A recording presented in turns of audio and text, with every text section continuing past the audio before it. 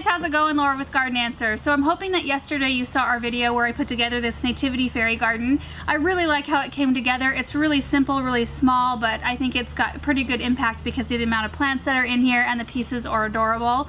And you guys are always asking me a lot of questions about how to take care of gardens like this, how to water them, what to do if your container doesn't have drainage, and then lots of questions about where I got all the stuff that I use. So I thought I would dedicate a whole video to that. So I want to start with the container. The container came from Gardener's Supply Company. It's just a copper container on a stand. It actually comes in 3 sizes, which I have inside. I'm really excited. They're graduated, so there's a great big one, medium, and this is the small.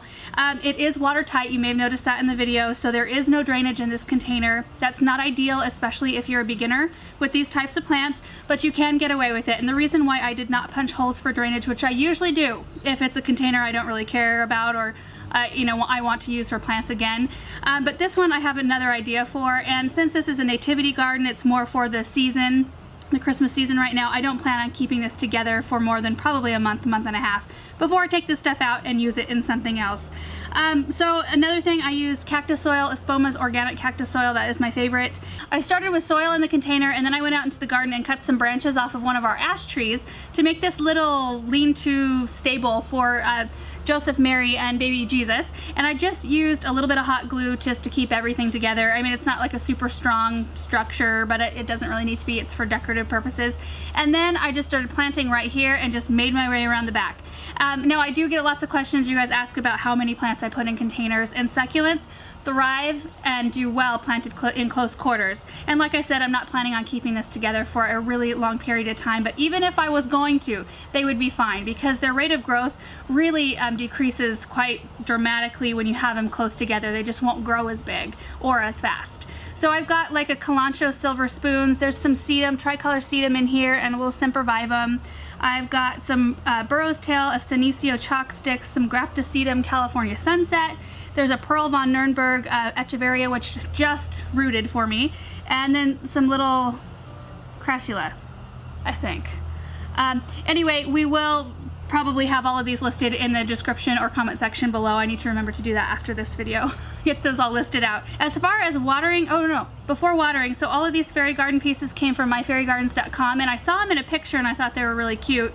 But when they came and I opened them up, I loved them because they're all glittery. It looks so festive. So I just used a little piece right here. This is a branch off of a black lace elderberry that I cut. It's just a thicker branch so that I had something to hot glue her onto so she's not toppling over.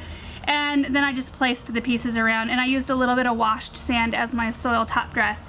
So in order to not wreck the sand, I water using a syringe, and I know I've said this a lot of times before, but any succulent arrangement that's either small or tightly packed, this is what I use, because I can direct this tip right to where I want the water to go, and it enables me to give the succulents just the right amount of water. What we want to do is just give them enough to slightly moisten the root ball, but not enough to where there's going to be excess water pooling at the bottom, because since there's no drainage, we don't want that.